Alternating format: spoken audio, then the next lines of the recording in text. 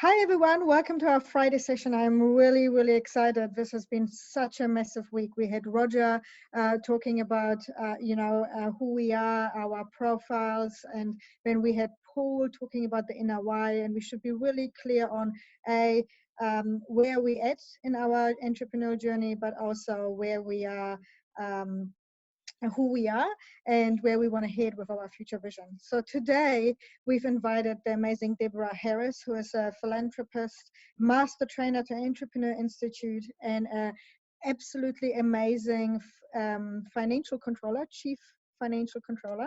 So she is all about numbers. And what I love about what Deborah does, she's so passionate about doing what she does, is that she has founded a business called Growth CFO, which are virtual CFO services for businesses who are purpose-driven and who want to make an impact in the world.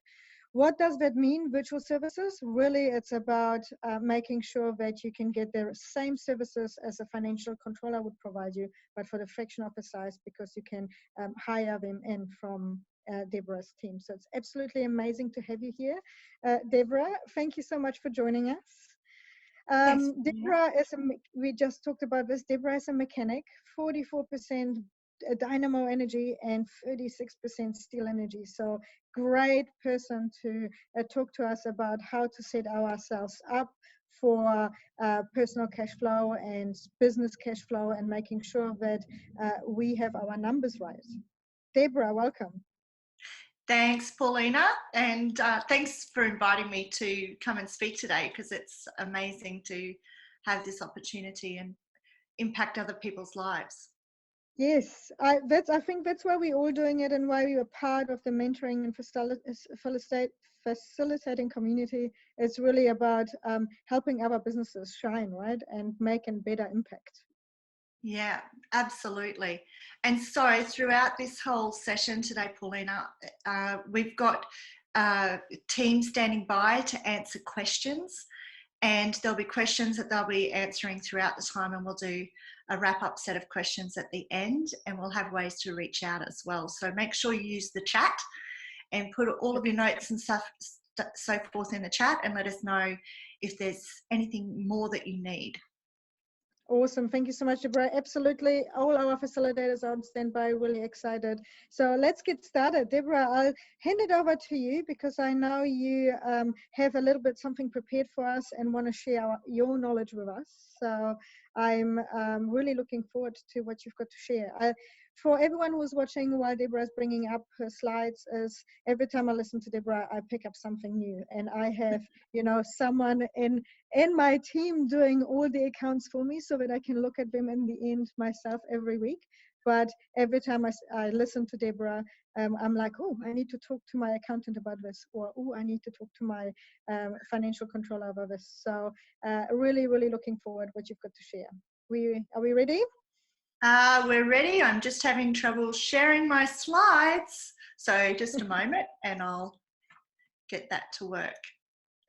So for everyone, while we're waiting, share with us where you're from, what kind of profile are you, and how do you feel about numbers? Would be really cool if you could put in the chat. Are you really looking forward to every day to the numbers, or are you dreading them? Like a lot of our beautiful, lazy humans, they hate spreadsheets, they hate numbers.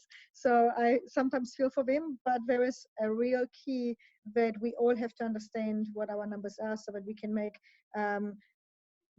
calculated decisions around where we want to move forward, right? Especially in growth. So comment below. So here we go. Awesome. And so today we're going to talk about creating our rhythm of cash flow for a business, and especially for a startup business. This is really important to start well and to work out how you're going to just keep track of where you're at, what's coming in, how much is coming in, and just making sure that you've got all of the foundational stuff right. So we're going to jump in, and the objectives that we're going to cover off on are to give you a greater understanding of cash flow and help you create a budget and create your first cash flow forecast so that you can get these tools and work out exactly what you need to do with them.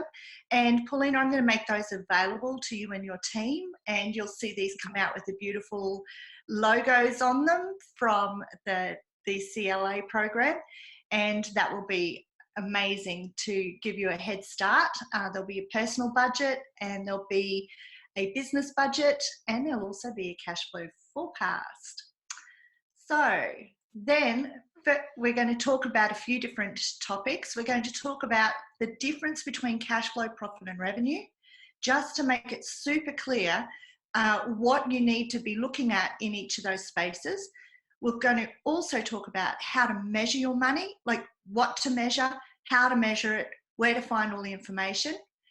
We'll have a brief touch on business models, not so much things like do you have a web store or do you have a franchise, but we're going to talk about business models and how they impact cash flow. So when the cash comes in, when the cash goes out, and the differences there. So we'll cover off on things like cash flow timelines. And then finally, we'll jump into forecasts and and we'll go into a live sheet, and I'll show you how to use the live sheet that I'm going to send you so that you can do your own forecasts. So we'll make a start with talking about, oops, sorry, my apologies, about the 7 levers of cash flow. So there's 7 levers of cash flow. Most people, and right in the chat box now, if you think, if you've got no cash flow in your business, that the only solution is to sell more. So just write yes or no in the box at the side. Great, great, keep it coming. So we've actually got 7 levers of cash flow. And when we know that we've got 7 levers of cash flows, things start to make sense, because guess what? Selling more does not always solve cash flow problems. So we'll start with working out what are the levers of cash flow. The first 2 levers are our revenue levers. And the reason I've put hearts here as the symbol is because we love money coming into the business. That's the whole point. If we're having money come into the business, it means we're exchanging value. It means that somebody else sees the value in what we're doing and they're prepared to pay for it. So revenue levers, love them. There's 2 of them. And the first one is price. Now, I'll just talk about revenue in general. There's 2 levers, price and volume.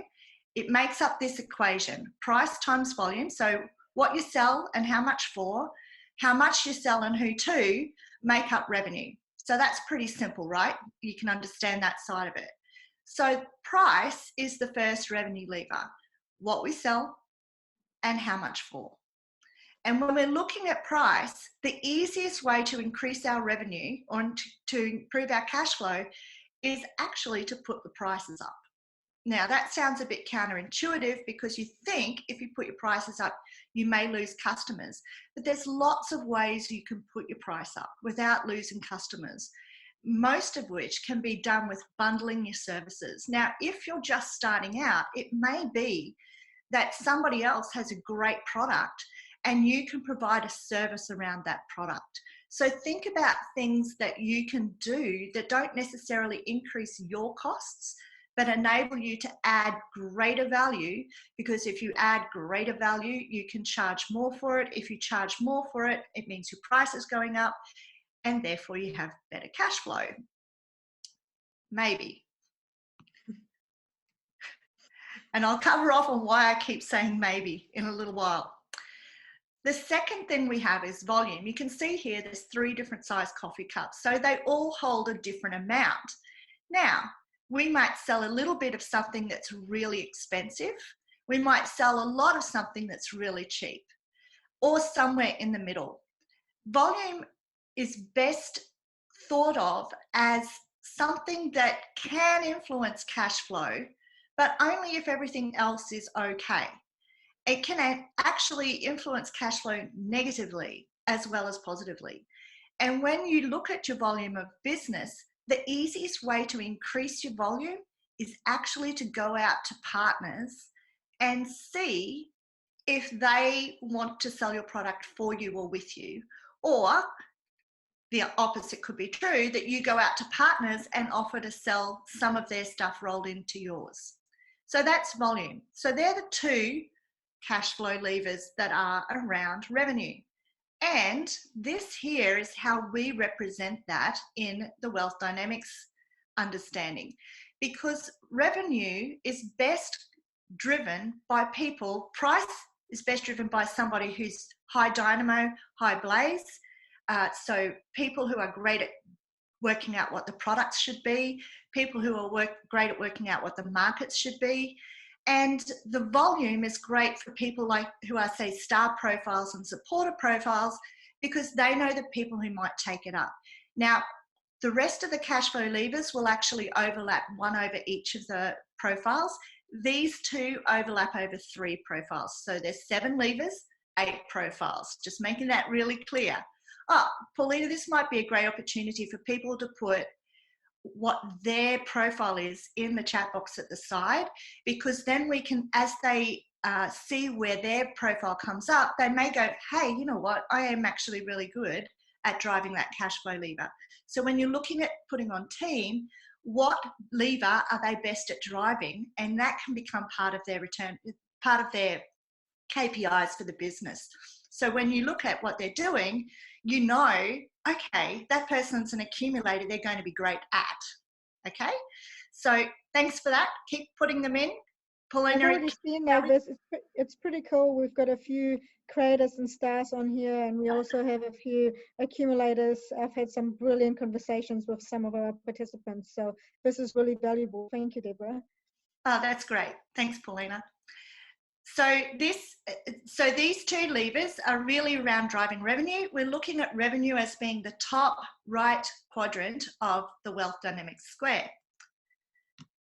And we found that this was a great way to explain cash flow, because when people understand their role of cash flow in the business, they can start to make some great decisions about how to do stuff. So the next 2 levers make up profit, and profit is revenue minus costs. Now, there's actually 2 types of costs in a business, and there's the costs that fluctuate up and down, or variable costs, and we call those cost of sales. So there's 2 types of costs. I put them here as lemons, because we always think of costs as being a bit icky, but in actual fact, cost of sales is a great cost to have, because it's directly attributed to a product that you're selling. So if you don't have that cost, you can't produce your product or service. So that's your cost of sales. So that's one of the costs. And the other cost, now we call it cost of sales or cost of goods sold. And because I'm a mechanic, I love to use cogs, because it just makes it sound like such a process. So I love using this term as cogs, and you'll see everywhere in my pictures images of cogs, because I love systems and process. But the reason a mechanic is so good at working out systems and the cost of sales is because we're so good at systems and process, right? So we're very good at picking out, where can we find a cheaper alternative for that? Or how can we automate that process? Or how can we streamline that process to make it use less people, less time for labor, less goods, less everything? So that's why cost of goods sold is a great thing for a mechanic to do. You can tell I'm super excited about that, because I'm a mechanic. And the other costs are overheads. I've represented them here as clouds, because we often think of these things as the doom and gloom hanging over our heads. And it's fairly true, actually. This is the single biggest thing that makes many businesses come undone, is because they think that they have to start with everything. So putting this chat box at the side, the things that you think you may need to start your business with. Yeah, so everybody thinks you've got to have a website, but do you really need to have a website? Does it need to be something that's really expensive? Do you need to rent a premises? You can often work out of your own home, like I am now, working from home. And we actually started our business as a virtual business and have never operated anywhere other than from our laptops wherever we happen to be. So there's, yes, electricity rates, that's right. So all of those costs are our overhead costs, right? So they're the other type of costs. Now, the thing about these costs is typically they don't fluctuate, or they don't fluctuate much with how many things that we sell. Whereas cost of sales fluctuates up and down with how much we sell. These guys sit over our heads, and if we're selling nothing, and there's a lot of people who've been in that situation with the pandemic, they still have to make these costs and cover these costs. And that's what's bringing a lot of people unstuck at the moment. So this is what it looks like for a wealth dynamics square. So you can see now that profit is represented in the top half of the square, and lords are brilliant at picking out overheads.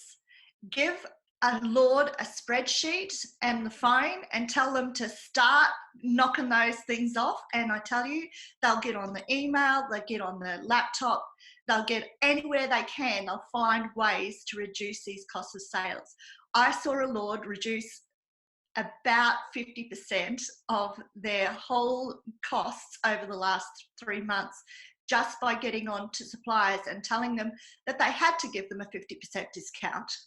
So that worked really well for them.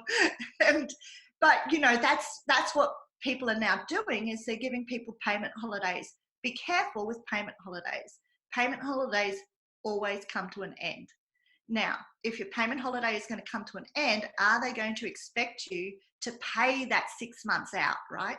So you can get a payment holiday now, but always keep in the back of your mind when you're setting your budget, if your payment holiday is going to end, you need to have the amount that you're going to have to start paying there and then ready to go. So you should still put into your budget those costs, even if you've got a payment holiday on them.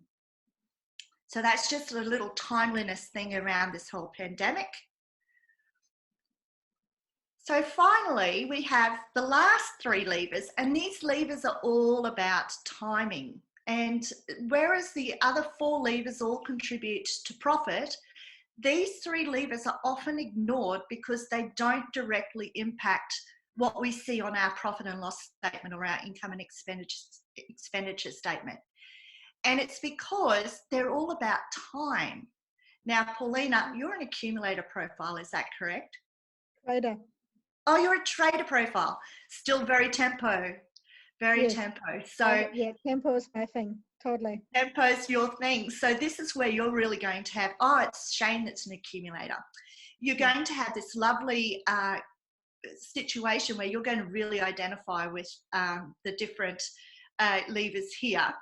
So cash in minus cash out over time is how we work out cash flow. Now that can be 1 day, that can be a week, that can be a month. You can work out what the timing should be and how small or how susceptible you are to fluctuations in cash flow determines the period of time that you will start to look at this. So when you need to look at your cash flow more frequently, it's when you're really small or when things are fluctuating wildly like they are at the moment. So we've had situations where our customers have been coming to us, they've gone from having weekly services to daily services. We're back now to weekly services with them, but their fluctuations were so great that they needed to keep on top of the cash flow situation on a daily basis. So time is ours to measure, and it's ours to work out the frequency of things when we need to know, so that we're not stressing. This should not be keeping you awake at night. You should have it sorted, and you can have it sorted just by making sure that you're doing the simple things around your cash flow. So here's our 3 levers of cash flow. The first one is great for deal makers. It's creditor days. Now, what are creditor days? Can anyone put it in the chat? Does anyone know what creditor days are? Yeah, it's the number of days that it takes you to pay your suppliers. So if you've got supply, say I order my boxes of goods here, and I might get them delivered on day 3. I have to start paying for them as soon as my invoice becomes due. So the longer it takes me to pay that invoice, the better for me. However, there's a caveat here. If you tick off your suppliers, they may not give you the best terms. So a deal maker is ideal here because they're going out and they're giving you really good measures with your suppliers. They're getting you the best conditions, they're getting you the discounts, and they create a win-win situation so that you're getting paid, so that you're getting the goods when you need it and that your supplier is being paid when they need it. So this is measured in number of days. And then we have debtor days. This is our trader profile. Now, debtor days is brilliant because for a trader, this is where you are the most valuable person to feed information back to the people who are creating the products and services in the first place. The reason a trader is so good at debtor days, and there is another stipulation around this, is that you can actually be on the front foot and connecting with customers so that they feel warm and loved and that they're nurtured so that they always want to pay their bills. Now, if that's not the situation for you right now, it may be that you might have to draw in the debt, and a person who is maybe much more still, like a lord, may be the better person to put on that if you've got to pull in your debtor days. If your customers are taking too long to pay you, that may need to be somebody who's got a lot more steel. But generally speaking, if it's just your normal process and you're starting it well from the start, a trader is a beautiful person to put into this role. I love you sharing this with us because in our manufacturing business, I do all the debt collection. And I was trying to teach about 3 or 4 different people how to do debt collection, and I just can't, because every time I pick up the phone to the client, they're like, "Oh, Paulina, I know why you're ringing. I'm going to pay you tonight." So I never could actually train them on how to have the conversation because they were all too scared every time, because I only called them when there was an issue with their debt, right? So they always knew that, oh, by the time Paulina rings, there's trouble. So I could never, ever have this training call with my staff because everyone literally, I would pick up the phone and just say, "Hi, how are you?" And be like, "Oh, hi, Paulina, I know you're calling. I'll pay you tonight." So not a great ability to train, but No, not at all. It's a good example of why a trader is brilliant at that, because they just know, right? They know that you've given them great service the whole way through, Paulina. That's why they're embarrassed that you're calling them now. And that's exactly why. So, and I've actually seen people put on the bottom of their proposals, and we started to do this ourselves, is that you'll never have to beg us to have great service. So we don't expect to have to beg you to pay us. Nice. I like that. So, I think I should put that onto my invoice.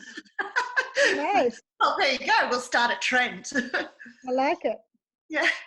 And our final lever, now this is going to sound strange. I said there were 7, right? But there's 8, but 2 of them are the same thing, only for different types of businesses.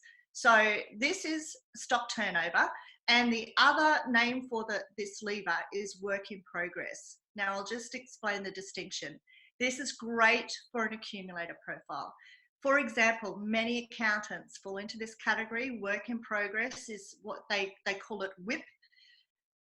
What they start doing and before they finish doing. So the time that they've taken to do the tax return or to do whatever they're doing, the audit process, until they've completed it, they often bill at the end. So that work is not completed, signed and out the door until they've finished it. So there may be some costs incurred, and keeping that number of days tight so that jobs are turned around as quickly as possible. Because if you think about it this way, say you're in a manufacturing plant and you've got, Paulina, you can give me an example with this. You had a manufacturing business. So what happens when you get your first product on the shelf? Like when you first get your goods that come into the factory? Yeah, so we were manufacturing, so we would get raw materials in. The raw materials would be recorded in our stock, but then as soon as a client would go and say, "Hey, can you make me this?" it would go into status audit and then into a work in progress. And based on where it was, if it was with the draftsman, it would sit there and it would be like a category saying it's with the draftsman, or it is with the laser operator, or it is with the distribution center, right? Or it's being couriered. It's like basically measured a step-by-step progress of where it is in the progress until from the moment the order came in to the moment the customers is receiving the order. There's a work in progress of where are we, where we at with the job, so that everyone could see, oh yeah, it's been drawn, or it's been produced, or it's been wrapped up, or whatever it is. Yeah. And there's distinction around why you want that number of days to be as short as possible, is that when the raw materials come in, if there are raw materials sitting there, if something happened, you could sell them again. But once you started the process, there's very few opportunities along that line until you get to the end of the process, particularly if it's a bespoke thing that you're doing, for you to actually sell that until it's finished. So the shorter the time, the quicker the turnaround for actually having it sold, and less likelihood that the sale will fall off or something like that. And so when we're talking about stock turnover, this is important because the longer the product sits on the shelf, and if you look here at this food, it's particularly relevant because if it sits on the shelf too long, you actually have to dispose of it, throw it out, because it's past its use by date or sell by date. So we need to be looking at how long it takes some things to turn over, because this is a great thing. If you've got stuff that's sitting there too long and your accumulators are on this as a project management thing, they can actually say to you, why don't you bundle in these crackers with the cheese and send it out as a cheese and cracker combo, because the crackers are getting close to their use by date. So instead of putting a sales sticker on it, they're actually bundling things up and creating a higher value. Now you can imagine if crackers and cheese are presented nicely as a complete pack, you may pay more for that than what you would if you paid for two separate items. So this is where you can really get an accumulator to just add some power to the bundling and the pricing options at the start. So a really good communicating team will actually help you here. So if you've got people that you plan to work with, or if it's more than one of you starting, have a really good think about how you can work out all of these skill sets and which skill sets you might be missing. So this is the full picture now. We've got price and volume and cost of sales and overheads. They're all measured in dollars or percentage. And the three at the bottom, our creditor days, our debtor days, and our work in progress or stock turnover, they're measured in days.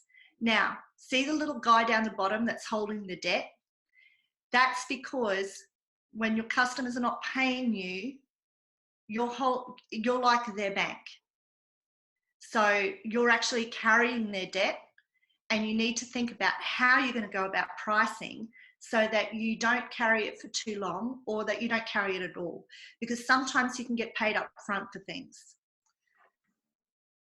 Which flips me, so are there any questions? We're going to pop them in the chat, and our mentors and facilitators are going to actually respond to some of these questions in a little while. Good, keep those coming in. So we're going to move on to measuring money so that we can keep things rolling. And Paulina, have you got any questions there? No, not from me or from the team. From the team. From the team. Yeah, I think the one question which has been popping up is how you just mentioned about the debt being like you being like a bank.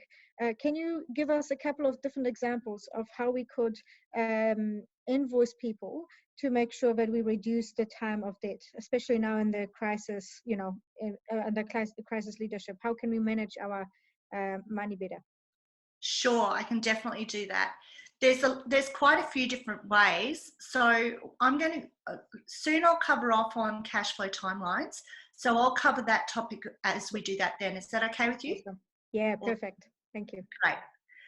So now we're going into the section about measuring our money. And the point about measuring our money is we've got to know what to measure, how to measure it, where to find the information, and what to do with it when we do find it. So we're going to pop in first to this little guy, the profit and loss statement. Now, sometimes this is called an income and expenditure statement. It's exactly the same thing, right? So in Australia, we call it a profit and loss, usually.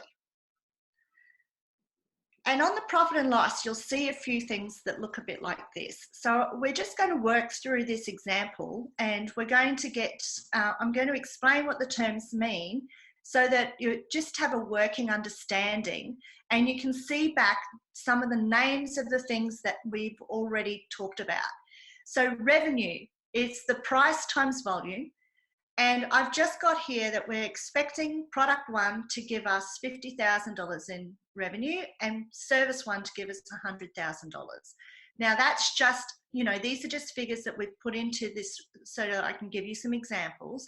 That gives our total revenue at $150,000. Then we have our cost of sales. Remember those cogs? That's these guys. So for product one, we might have materials and we might have labor to turn those materials into something. For service one, we might just have time for somebody. So that might be something like web development or something like that. So there may not be very much cost associated with it, like material cost, but there's definitely time associated with it. When we add all of those costs of sales up, we get the total cost of sales. And when we take the total cost of sales away from total revenue, that's when we get gross profit. So there's three different types of profit. Gross profit is a bit of an indicator as to whether or not we should be getting charging more or paying less.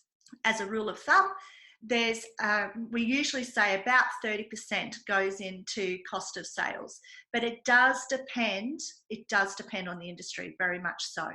You can find out the measures for your industry if you go online and just start to Google it. What is typical cost of sales percentage for manufacturing dog biscuits or whatever it is. So that gives us our gross profit. Our gross profit margin is the gross profit divided by the total revenue and turned into a percentage, so multiplied by 100. So you can see here, gross profit margin, around about 60%, not too bad.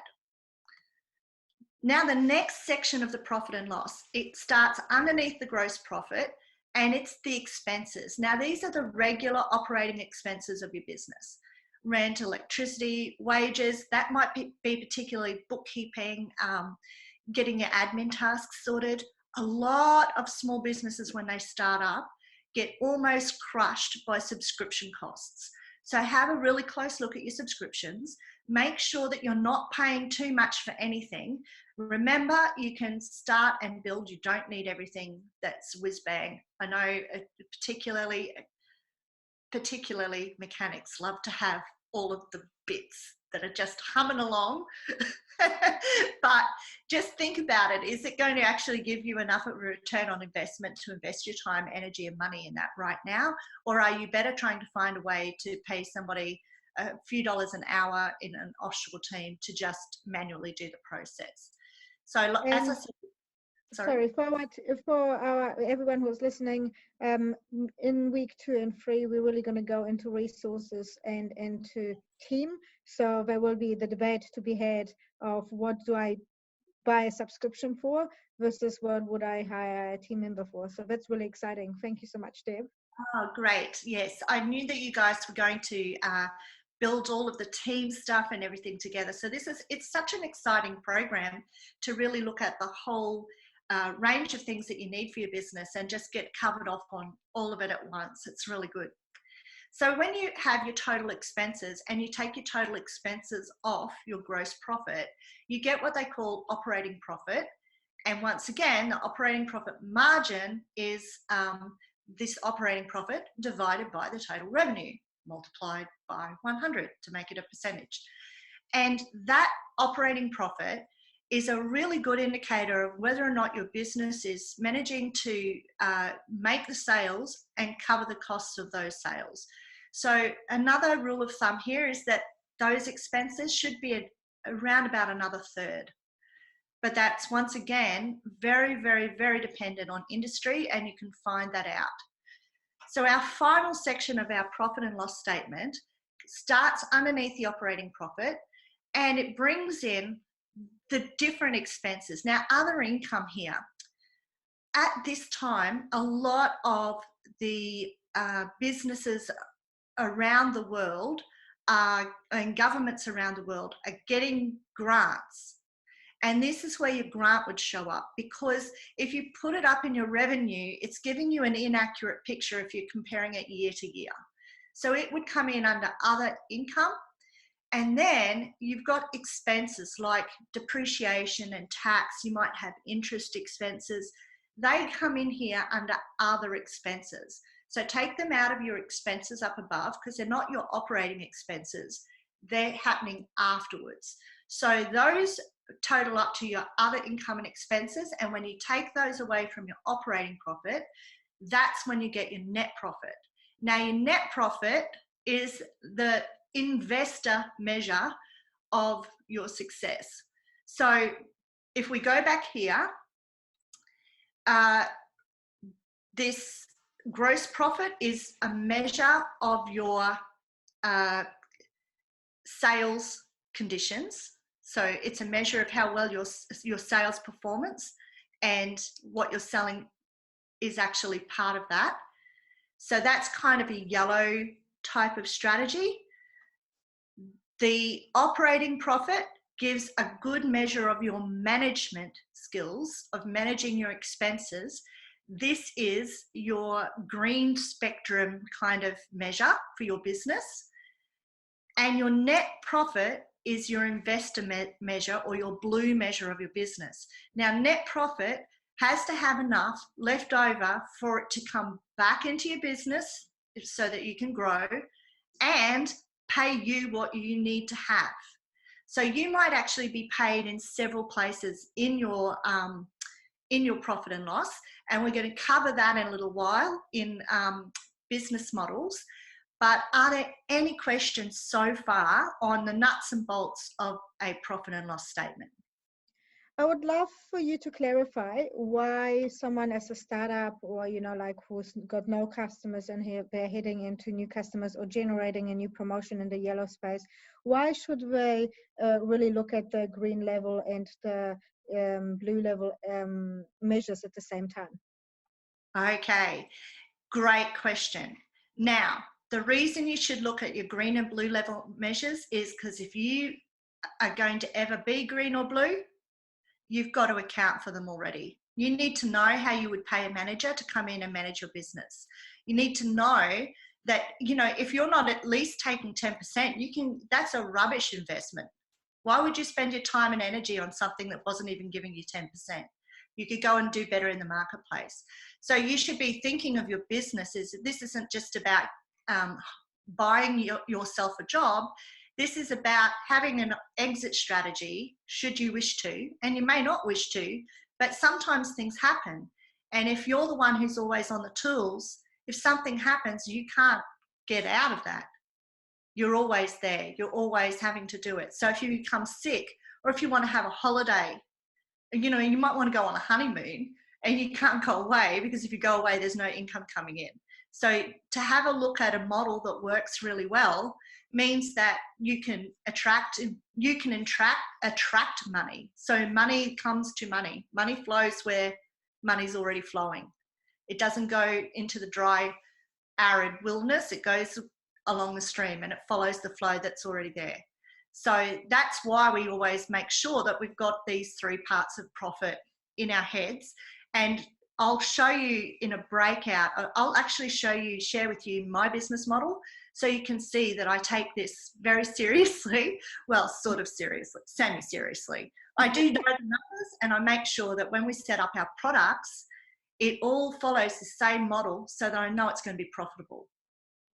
I think, and this is, Deb, awesome that you're sharing this, because everyone who's been on a discovery call with me or has had, you know, like with communication with Rory and Jan and myself throughout this process, you hear us say quite often that even though you're starting up, it's easier to know when you are in your spectrum level, say you are red or you are orange or yellow, to figure out where do you want to go and have a strategy and work backwards. So it is easier to build a business knowing it's going to be green than trying to go from yellow to green without ever had the expectations of going green, right? So yeah, so I really love how you are even explaining this in the numbers, that we really need to have a think about right from the beginning, where do we want this business to head, and also reflect that in our measures. Awesome, thank you. You're welcome. So let's jump into business models, because this is exactly relevant right now. So we're going to loop back and cover off the question first that we had before, which is around those whole cash flow timelines. So I'm just going to show you this. It may be a little hard to see depending on the size of your screen, but this is when we were talking before about pricing strategies and making sure that you've got things priced. You can see here that the first point is the order being placed. And then you've got that stock arriving. So from that point is when you start to have to pay your accounts payable. So that's what starts your operating cycle, what they call your operating cycle. Now this also works for, so this is obviously a product-based example, but it's equally relevant for a service-based example. So you finish your work and then you sell the work and then you receive the cash for the work. Now that's typically how people have done things in an old style model. Accountants still tend to price like this for most of what they do. Not all of them. A lot of them will price up front or quote up front, and some will get payments. So you can do things in a number of ways. Subscription. A subscription might be that you do a little bit of work for them at the start, so there's a bulk of work done, and they roll that out over time. So for example, I might subscribe to a product. I get the license for that every single month. I get the license to be able to use that product. The first part of that has been when I've had to do the most work, or when they've had to do the most work, and that's me paying in the delivery of that and choosing the right model or modules for me. And then I just keep paying over time, over time, over time. So that's actually a really great way to get sustainable income. And it's what we do with our CFO services. So they're all on a subscription-based model. It usually takes us a bit longer at the start, but that shows them that we're giving them great value, etc. So that's how we do our CFO services. However, we don't do that with other services. So we have what we call our pivot model and our growth model. They are a 13-week program, and we get them to pay up front. Now, if they can't pay up front the whole amount, we get them to do a payment plan, but we add a percentage to it. And that percentage is, number one, a disincentive for taking up the payment plan. But number two is also payment for us for having to forego some of that revenue. So think about that. If you want to do that, you can. There are different opportunities around. So we use a product called Split It, and Split It is particularly good for education-based companies. When you exceed a certain turnover per month, they will even give you, so you put a customer on a payment plan, they manage the payment plan, they manage the risk. It costs you part of your payment plan, so you just make sure that you roll that into the uplift on the price in the first place. Some of these guys will give you the full amount upfront. So Split It, for some of our customers, gives them the full amount of the service upfront, paid upfront. So they don't have to forego the capital, but they're still getting extra for putting it on the payment plan. So they've got all their money up front, and then the customer just has the benefit of the payment plan. There's others around, there's Afterpay, there's all sorts of payment opportunities like that. So have a good think about whether or not that would suit your circumstances. And the easiest way to do it is just really to charge up front, or at least get a deposit up front. So there's lots of ways that you can do it. You know, houses are built like this. There's progress and drawdowns, that you don't pay for the whole house up front, but you don't wait till the end either, because they've got products and so forth they have to get in to finish your house. So what we're trying to do with all of this is actually have a negative cash cycle. Now, a negative cash cycle means you're being paid before it has to be paid out. So it would actually flip this whole model back the other way. You would have cash received, and then you would have the order placed, then the stock arrives, then the finished goods are there, so that you're using your customers' money to fund the production process. It's not always possible, but the shorter that time period, the better. And particularly, try to make this time period, the accounts receivable time period, shorter than your accounts payable time period. If we've got any questions on that, that was a lot of information. I just think we could probably go back to, you know, when you're a startup, really think how much working money do you have, right? So to pay your staff, or potentially if you're building your team, like you outsource your subscriptions, like are you going to pay it out of your own pocket, or are you getting your customer to pay you? The one really great example I always love to use when my customers go and say they don't want to prepay me, I always go and say to them, well, can you go to the supermarket and go get your groceries and then ask them to pay later? You can't do that either, right? So we really have had in the past, especially through the industrial model, this whole idea that the business model is you pay me on the 20th of the month, right? And you do all this work up front, and then you're taking the risk that they might not pay you, especially during a crisis. It is very much like that, right? That people are like, will I be able to get the money back or not? So a lot of the new projects I start, and I have contractors around me, that when we start, they go and say, well, I actually don't know your end customer. I don't know if they're going to pay you. So we want to be paid up front. And that's just fair, or at least a deposit or something to be covered for the expenses you're going to have. Otherwise, you'll have a big minus in your bank account. And that's a vicious circle. And it's hard to fund that minus in the bank account right now. You know, yeah. It's not so easy to go out and just get another thing or another thing.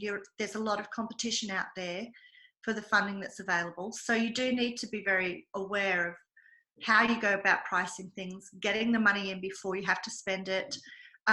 You don't need to have everything set up perfectly. You can just... A classic example is I've seen somebody in the last few days sell a program that they haven't even invented yet. and there's nothing wrong with that. You might as well see if the market will bear it at that price, with enough detail to know that you can deliver it, and know that what they will and won't pay for it before you invest all of your time in some of your funds. Yes, and the other one is like, so a payment upfront is always great, but the other one is a subscription model as well, right? Like I love special accountants.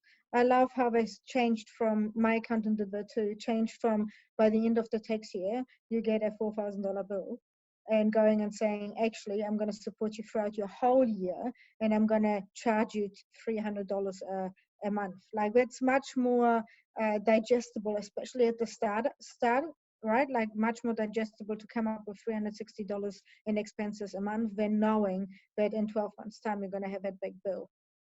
And the other thing about it is, if you think about it, it gives you maybe 12 touch points with somebody. 12 ways to say, in this month, we've added value to you this way. So we had an accounting firm before we had the CFO firm, and we had that for 25 years. And we started pricing that way probably about 12 years ago, where we just set You're way ahead in time. industry leaders. And so we set it up way ahead. We set it up so that they were actually paying for the following year's tax return to be done. So they were paying us nearly 24 months ahead in some instances. And so that meant that they were going to be loyal for the next 24 months. So then it's a matter of what else can you roll into it? What else can you bundle into the services? And so all of our staffing costs were covered by the subscriptions. And for those who didn't want to do that subscription model, that's fine, but those people on the subscription model came first. They were prioritized. The So awesome thing about subscriptions as well is the fact that you can pre-plan your cash flow, right? You know, when you have a product and you're delivering over a certain amount of time, you know over that time how much money is coming in. So you're not going, oh wow, I had this awesome month, you know, I made 5K or 20K or 100K, depending on what your aim is, and then next month I've got nothing. You know that there's consistent cash flow coming into your business, and you can pre-plan what you do, right? yeah. And if you have a high startup cost to start a customer on, you can do a split model. So do a deposit or a, you know, like a once-off fee, and then you do your subscription model so that they stay engaged, but make sure you don't waste that opportunity to engage. At the moment, the touch points of having weekly touch points or at least fortnightly touch points with your customers is really important, because every day is like a week, every week is like a month.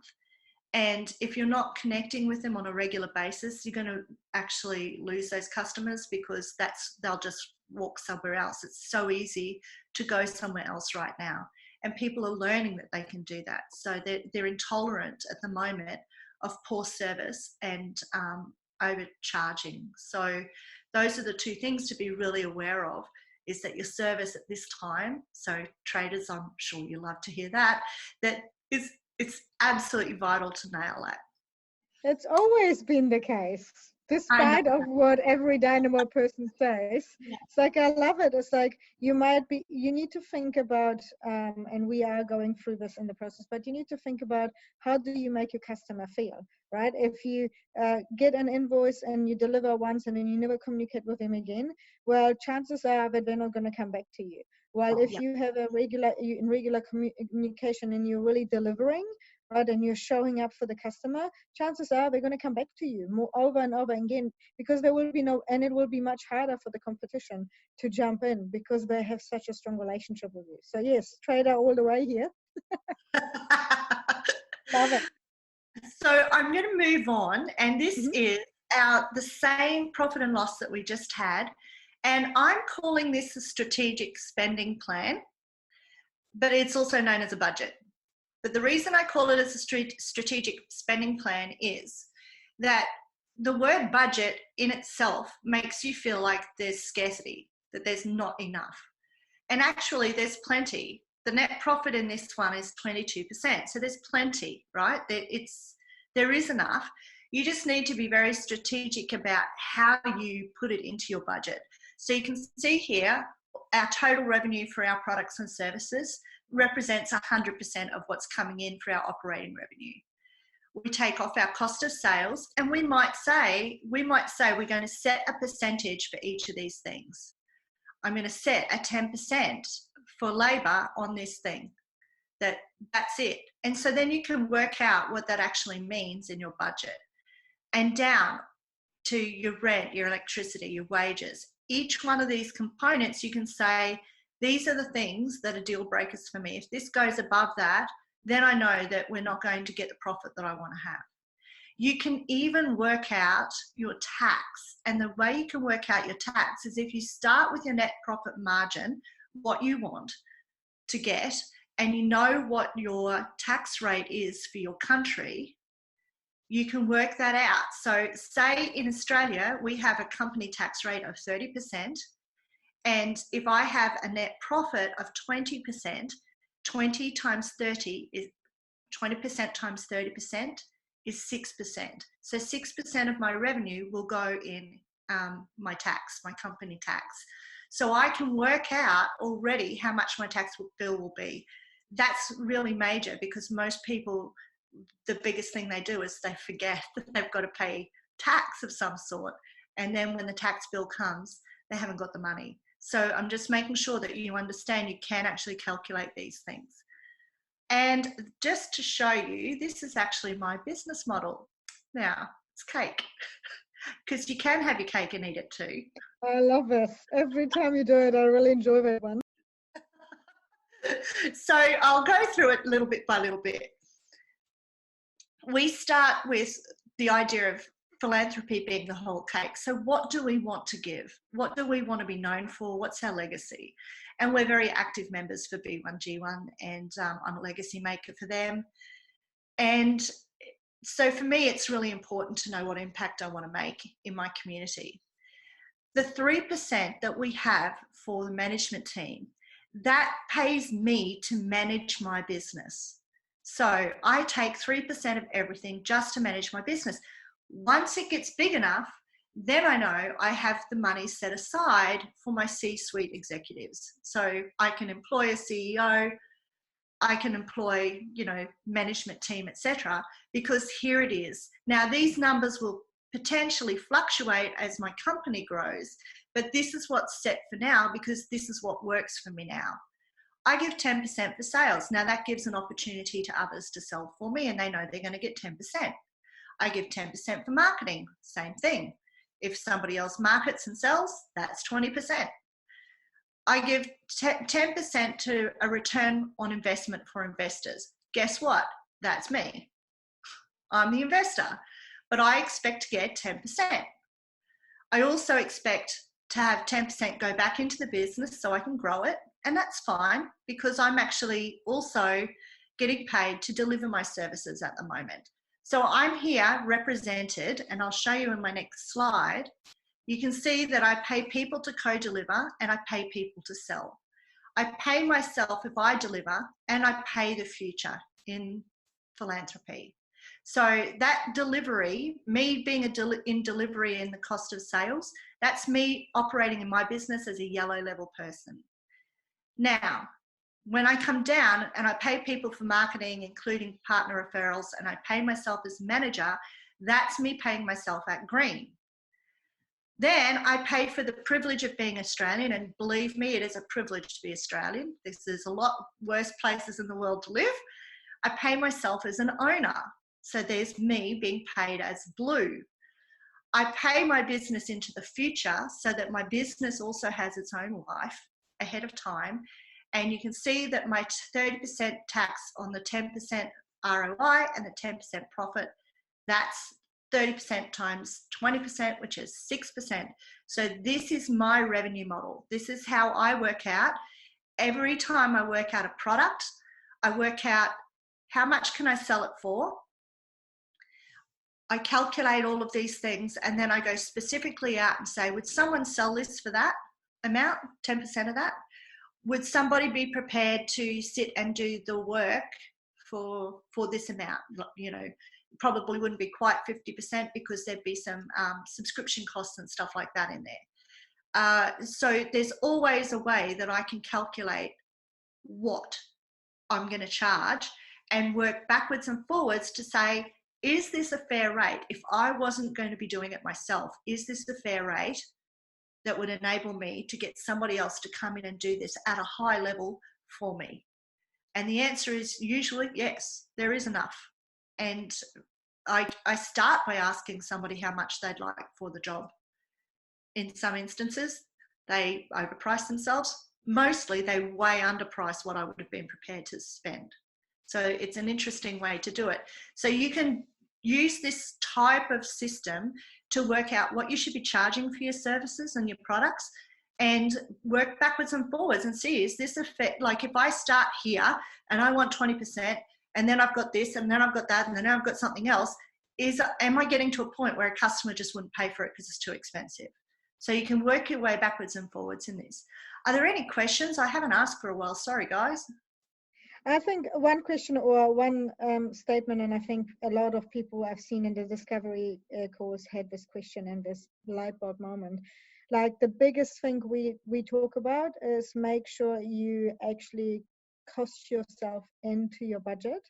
So one, especially here in New Zealand, and I think Australia is really good at this as well, is the business owner starts and says, yeah, I'll pay myself when I've made money. Yeah. And then you end up working 3 years, you haven't earned anything, and you're going, great, everyone else is being paid, and the world is spinning, but I can't pay my mortgage. Yeah. So what do you think about that, Deb? What do you like? Put yourself Why? first. Yeah. So look, why would you take all the risk and then pay other people to earn more than you? You're paying other people to earn more than you out of your own business, and you're taking all the risk. That doesn't make sense to me. So I always say, pay yourself first. If it doesn't look like it can fit into the model, then you're not charging the right thing. But you take it out. Not providing the right value, right? Correct. It's all about value exchange. So you either need to find a cheaper way to do it, you might be over servicing, or maybe it's just not a viable product. That can happen. It might be a great idea, but not a viable product or service, right? So you've got to find balance that pays you, because you can't help the world, you can't help your family, you can't help your community, you can't even help yourself if you're living below the poverty line. Totally. Awesome. Thank you. My pleasure. I'll get off my soapbox now. So we're going to jump over into forecasts, and this is where I'm going to just stop sharing for a moment and find my other screen. So we'll jump over into forecasts and we'll jump into a live forecast. But before we do that, I'll show you the budget template. And this is the personal budget template, but the business one will work exactly the same. And strategic spending template. But and I'll show you how it works. So I'll do that now, and I'll just be a moment while I find the right screen.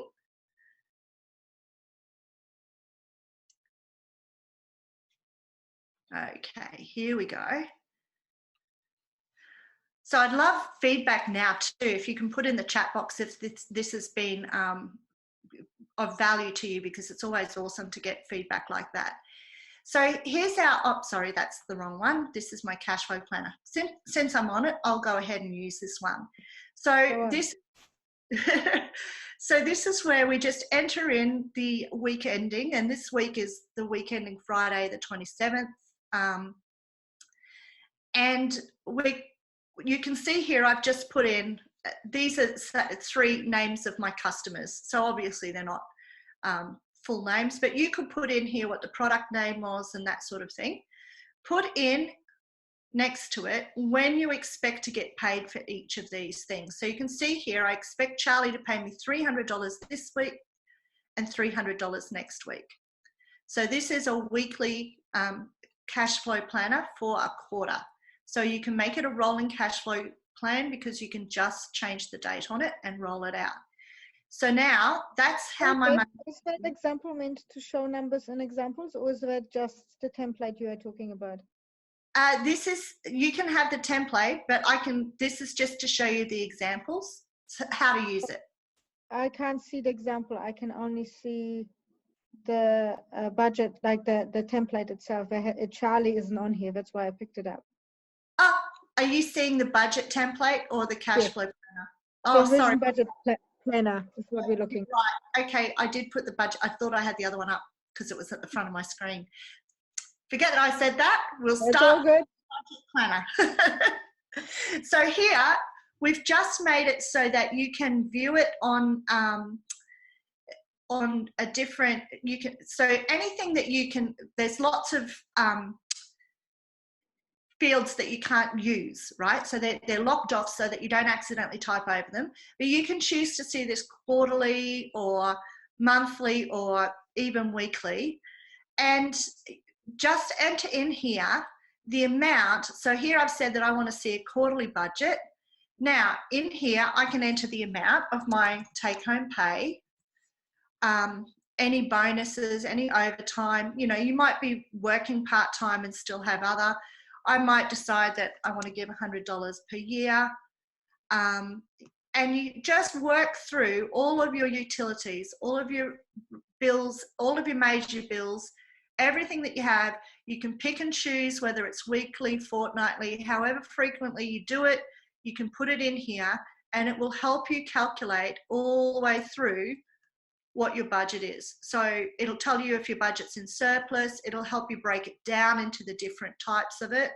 And we'll also give that to you. This, some of you may have heard of the 6 jars system by Harvecker, and this will actually help you calculate that too. So that if you're working on the 6 jars system, so this is my gift to you guys.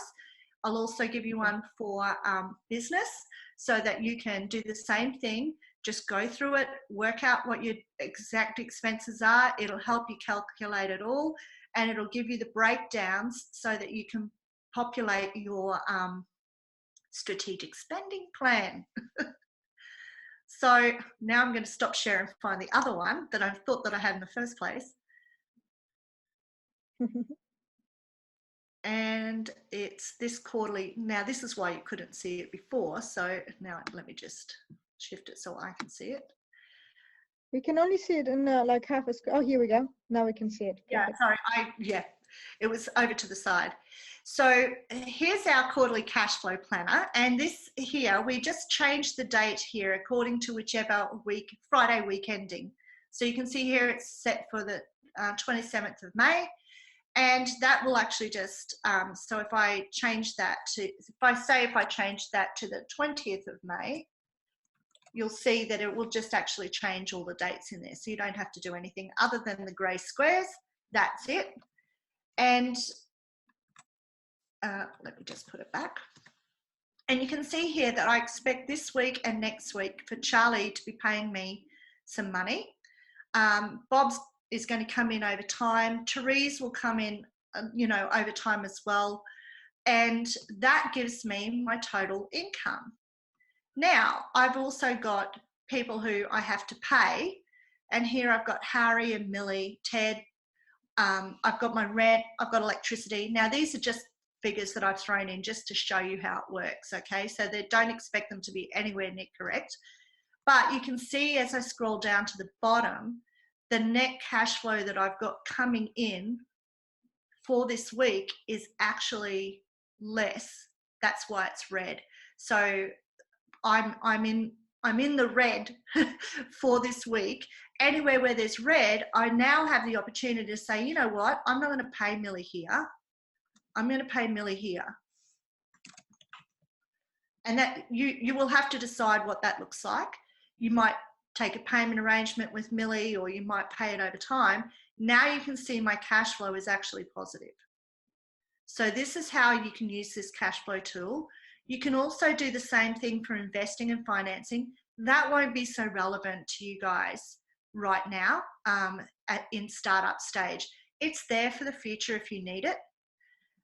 And it all pulls into this cash flow summary at the start, and you just need to put your opening bank balance into the start there. So if your opening bank balance is $2,000, you pop it in there, and it will bring through all the information and all the rest of it, and it will tell you what your closing bank balance should be at the end of the week, where the money's coming in, going out, where you might have to worry. Like here, even though it was net cash, you were in the red from your operating activity, what that actually means is that you're drawing out of the original funds that you had in your bank account.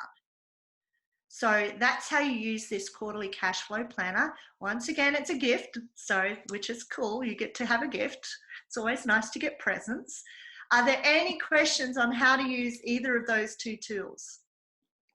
I think what I love is I actually run my cash flow. I have never seen you show the quarterly cash flow planner before, but I have pretty much the same spreadsheet, apart from my color scheme is a little bit different.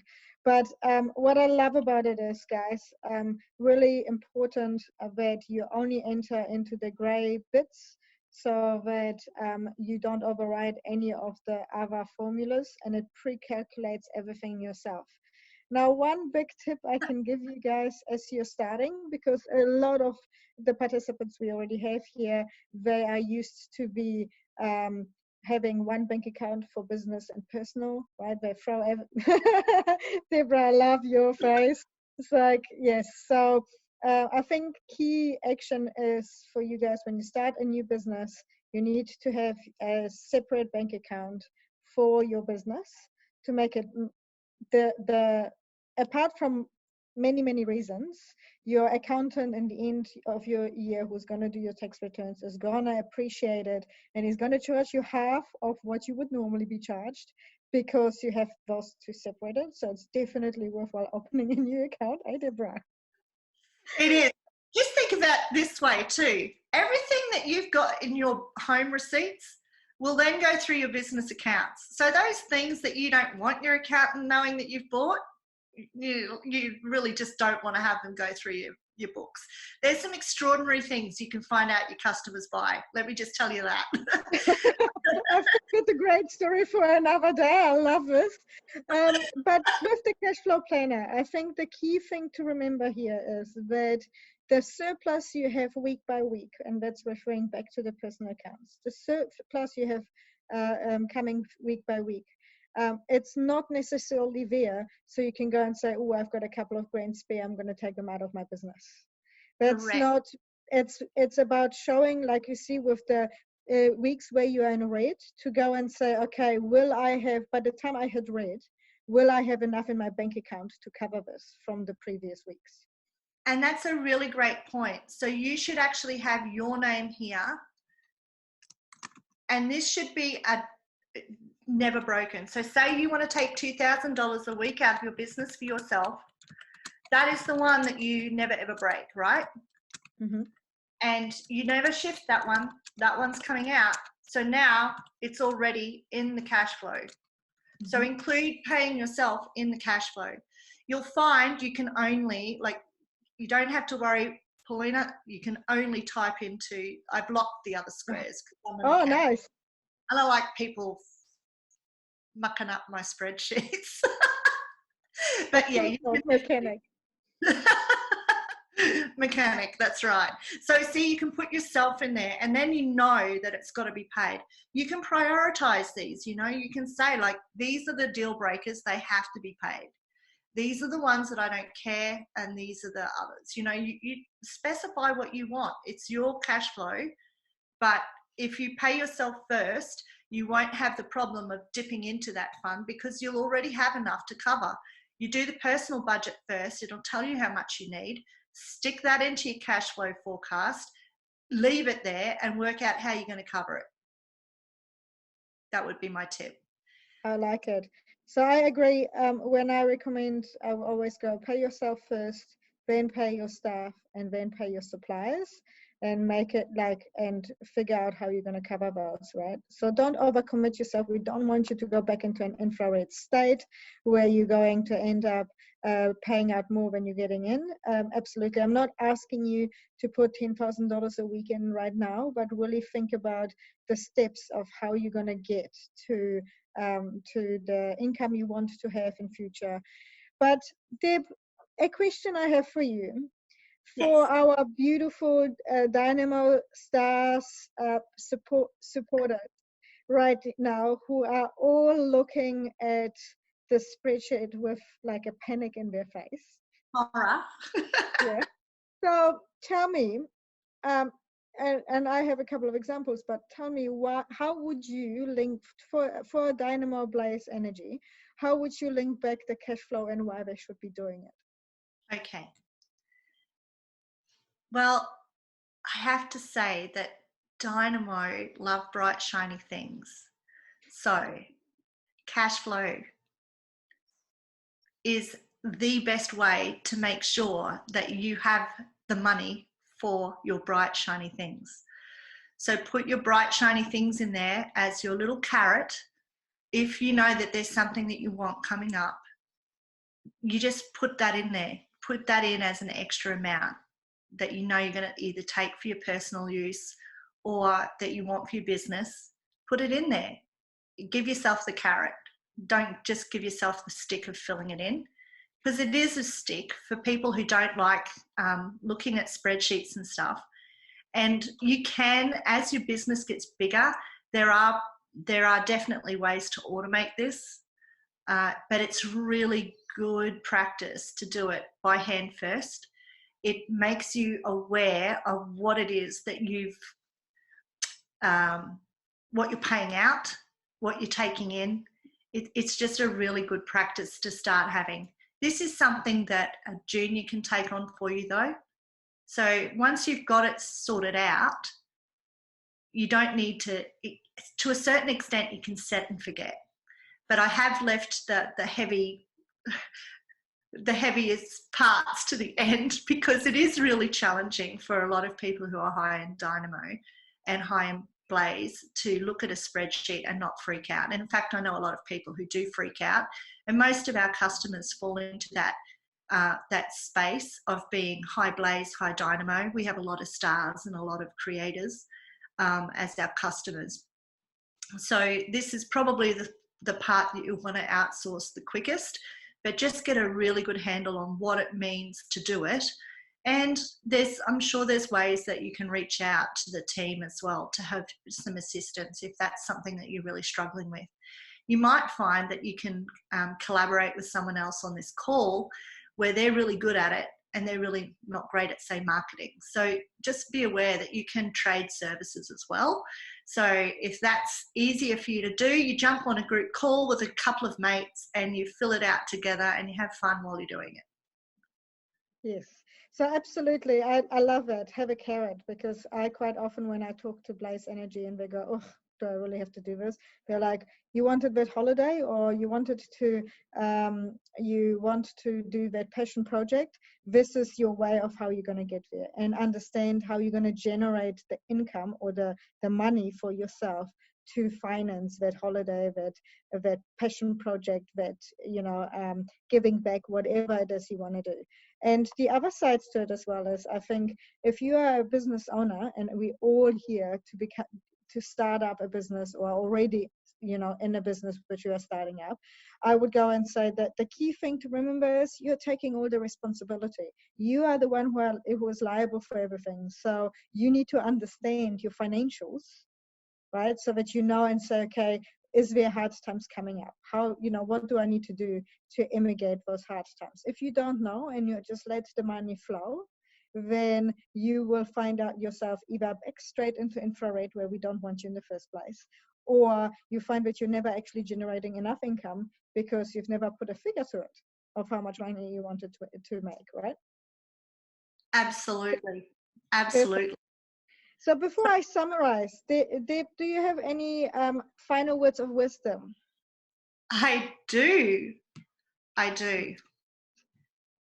Every business owner deserves to sleep well. You deserve to sleep well. So you just need to know that you can, if you've got this covered, this will be, for some of you, the biggest stress of your whole business, and you'll wonder why. But you deserve to sleep well, and these are the tools that will help you sleep well. So just be very aware that they're out there, that there's support available, that you can get all the support that you need, and that just reach out to the team. They've been great the whole way through this, answering questions and making sure that everybody's got what they need and can use all the supplies and everything else. So just keep reaching out to the team. Perfect. Thank you so much, Deborah. I really appreciate it, and I know everyone else on this call is appreciating the time you've put into this for us. So I love the analogy of every business owner deserves to sleep well, especially because cash is one of those problems which will never go away. You might have a grumpy customer who disappears. You might have a sale which you've missed. Things pass, but a cash flow problem is never going to disappear. It's only going to get bigger. So having the tools and the foundations really in place helps you to grow your business and make in leaps and bounds, and make more money for not only yourself but for the people around you and for the future. Deborah, I love that you have giving back to the global or to the future as part of your financials. I know you are a big B1G1 supporter and part of the legacy club for B1G1. We had Paul on Wednesday who's been like sharing some amazing stuff with us. So I know you've been doing some wonderful things with them, really. And what I love about that whole area is around B1G1 is also the fact that you can start little. Like when I first started and I was thinking about how do I get the first $2,000-$3,000 in revenue, I could, spend $1 or $2 a day, a month, and still make an impact into the wider world. That's awesome. So for everyone, thank you, Deborah. This has been great. So your guys' takeaways here from today, because we've covered a lot of stuff, right? One is we're going to do a little bit of research. So implementation over the next, all of today, rest of the day and over the weekend. We have all about research your income. So how much can you actually charge yourself out in? So like Deborah said, sometimes we undercharge, sometimes we overcharge. So when you're setting a budget, really do some research of what is market value for the roles you're giving yourself in your business. Other one is research margins. What are in your industry, what are margin standards? So to give you a little bit of a guideline of where to go and how much money you can, how much money you should be spending and how much money you should be charging for things. And then jump into the two tools, the cash flow summary and the vision budget planner, and really pre-plan not only your cash flow for the quarter, which is really important because we will be using this pre-planned cash flow from the quarter to then use for your customer pathway and the compelling offer and everything else. So it's great to start there, but also your personal budget planner of how much, what's your personal budget look like, so that you're really clear on the understanding of where you're at. That will also give you a much better understanding of where you are on the spectrum level as you're putting the numbers in, because it will surprise you. It will, when I did this the first time around, and if you don't know how to put the numbers in because you're like, I don't know how much money I spend, a really good exercise to do is go into your bank account and download the last 3 months worth of expenses and categorize them into those groups. That will give you a really good understanding of how much money you're spending on things. And man, the amount of money I spend on coffee, let's say I could have bought myself a coffee machine over and over and over again, right? And saved myself some money. And then the last thing is really, we will be working over this over the next few weeks, but really have a think about what kind of financial model do you want? Will it be an upfront cost? Would it be a subscription model? Like, not so much about how much you're going to charge, but what type of model would be working for your industry and for you right now where you're at in your business, even if it's a startup, or where you have a freelance business where you have 0 to customers and trying to get to your first 10, or if it's a startup, where you're growing from there. Really, what is the financial model you're looking at? Perfect. So we will be live in the stream as usual every day. Feel free to ask any questions, and the facilitators are in those groups supporting you to make sure that you are getting what you need to set this up before we kickstart for the following week. Thank you, Deborah. Awesome. Thank you so much, and Such good a luck, pleasure. everybody. Yes, we don't need luck. We've got templates. We just need to act them. Temple Queen, right? It's not about luck. It's about action. That's right. It is. It's about implementing. Perfect. Thank you for your time, Deborah. Thanks, Paulina.